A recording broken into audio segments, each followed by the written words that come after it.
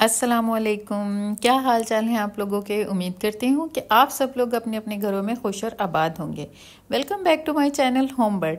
अगर आप मेरे चैनल पर नए हैं तो प्लीज़ सब्सक्राइब कर लें ताकि मेरी तमाम वीडियो के नोटिफिकेशन आपको मिलते रहें और आप मज़े मज़े से मेरी वीडियोस को एंजॉय कर सकें।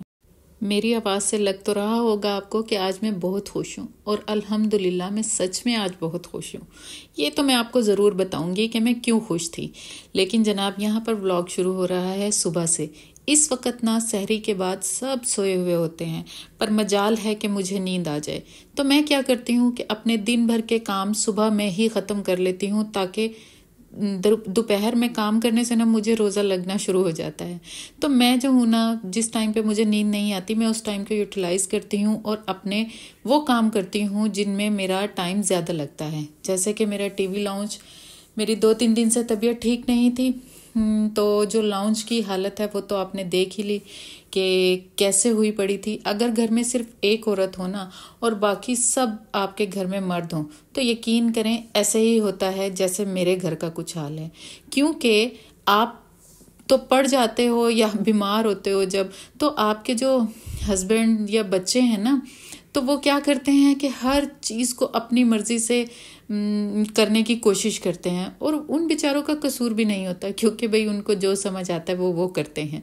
तो 2 दिन से मैंने तो ध्यान ही नहीं दिया कि घर की क्या हालत थी क्या नहीं, क्योंकि मेरी तबीयत बिल्कुल भी मुझे इजाज़त नहीं दे रही थी कि मैं जो हूँ ना कुछ भी कर सकूँ।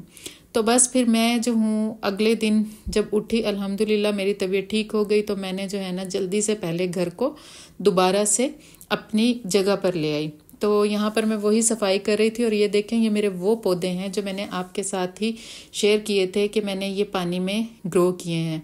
तो ये माशाल्लाह इतने अच्छे ग्रो हो गए थे ना, ये मैं आपको दिखा रही हूँ। इसके नए पत्ते भी निकल रहे हैं और इसकी जो रूट्स हैं ना वो भी काफ़ी सारी निकल आई हैं।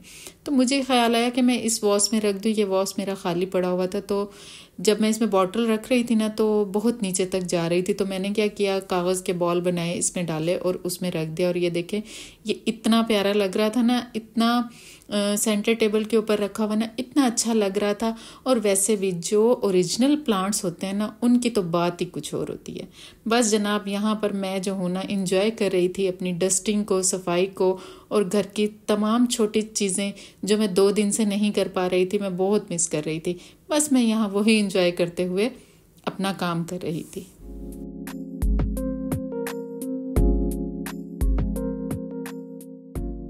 मैं जो हूँ ना अच्छी तरह से डस्टिंग भी कर रही थी क्योंकि ईद आने वाली है। तो मुझे था कि चलो मैंने 2 दिन बाद भी तो ये सब काम करने थे, तो मैं आज ही थोड़ा डिटेल से कर लेती हूँ ताकि 2 दिन बाद मुझे इतनी ज़्यादा सफाई ना करने पड़े।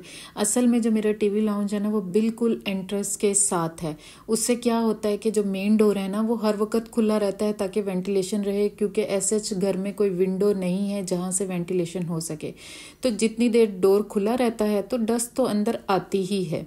तो मेरा जो टीवी लाउंज है ना, यकीन करें इसकी मैं डस्टिंग अगर दिन में 10 दफ़ा भी करूँ ना तो शायद 10 दफ़ा भी कम पड़ जाए और शाम तक इधर धूल आ ही जाती है। तो मुझे जो है ना वक्तन फ़वक्तन इसकी डस्टिंग मुझे जब भी टाइम मिलता है ना मैं फ़ौरन से कर लेती हूँ। ये देखिए ये मनी प्लांट ये इतना अच्छा ग्रो हो रहा है ना, मेरा दिल बहुत खुश होता है जो ये पौधे हैं ना इनको देख के। इन पे मैं बड़ी मेहनत कर रही हूँ। खैर ये बोर्ड रखा हुआ था और इस पे मैंने रमज़ान से पहले एक कोट लिखा था। अब मैं उसको चेंज कर रही थी और इसके ऊपर मैं लिख रही थी अलविदा माह रमज़ान।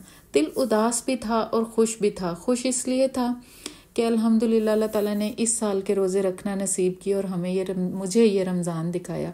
और उदासी भी थी कि पता नहीं ज़िंदगी का कोई भरोसा नहीं है कि शायद अगला साल नसीब हो भी या ना हो।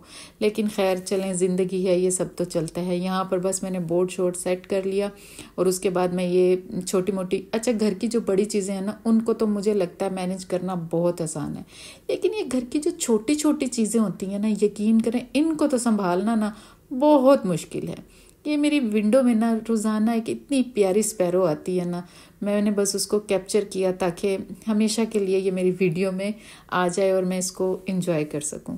बस जनाब यहाँ पर जो है ना बड़ा अच्छा मैंने टीवी लाउंज को साफ़ सुथरा कर दिया था और उसके बाद मैं सो गई थी। अब क्या हुआ कि शाम को मेरे भाई का फ़ोन आया, उन्होंने बोला कि मैंने आना है। तो यकीन करें मुझे तो खुशी के मारे ना कुछ समझ ही नहीं आ रहा था कि मैं क्या बनाऊं और क्या ना बनाऊं, क्योंकि टाइम भी बहुत कम मेरे पास रह गया था। अफ्तारी से कोई 3-4 घंटे पहले उन्होंने मुझे बताया था कि उन लोगों ने आना है। तो बस फिर मेरी समझ में जो भी आया ना, मैंने तो झटपट चीज़ें निकाली और बनाना शुरू कर दी। इसलिए मैं आपके साथ कोई रेसिपीज़ तो उस तरह शेयर नहीं कर रही, लेकिन आपको दिखा रही हूँ कि मैं क्या कुछ कर सकी।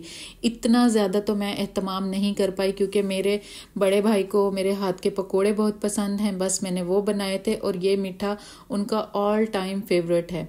जब मेरी शादी हुई थी ना शुरू शुरू में, तो मेरे भाई बहुत छोटे थे, क्योंकि मेरी बहुत छोटी उम्र में शादी हो गई थी।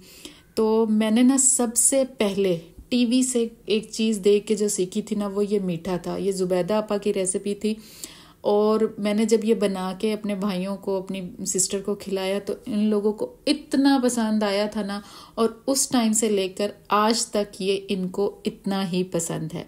बस मुझे कुछ समझ नहीं आया, मुझे लगा कि बस मैं यही बना लेती हूँ, क्योंकि ये इतनी जल्दी झटपट लेकिन इतना कोई रिच किस्म का ये मीठा बनता है ना, कि बंदा अगर खाना शुरू करे ना, तो यकीन करें इससे आपका हाथ नहीं रुक पाता।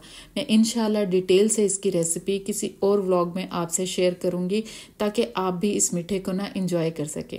बस खैर मैंने यहाँ पर सिंगल सर्विंग की थी, क्योंकि घर में भी सबने खाना था और भाई भी मेरे आ रहे थे। अच्छा, भाई मेरे लाहौर से आ रहे थे दोनों, तो मुझे बस ये था कि मैं जल्दी से कुछ बना लूँ।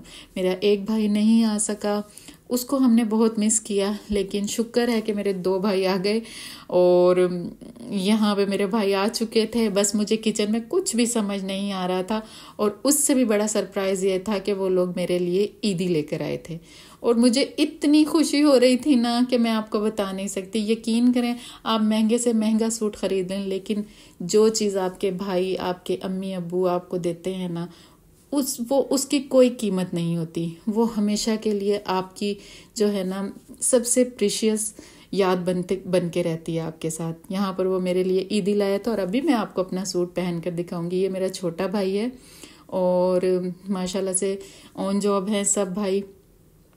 तो यहाँ पर बस मैं उसको कैप्चर कर रही थी, ताकि हमेशा ये देखें, ये सूट वो मेरे लिए लेके आया था, अलमीरा का था, और बहुत प्यारा सूट था। आज का व्लॉग आपको कैसा लगा है आपने ज़रूर बताना है, और मुझे कमेंट करना नहीं भूलना। अल्लाह सबके भाइयों को सलामत रखे और लंबी हंसती खेलती ज़िंदगी दे, आमीन सुमा आमीन। आज का व्लॉग आपको कैसा लगा? अच्छा लगा तो please like, share and subscribe. अल्लाह हाफिज़।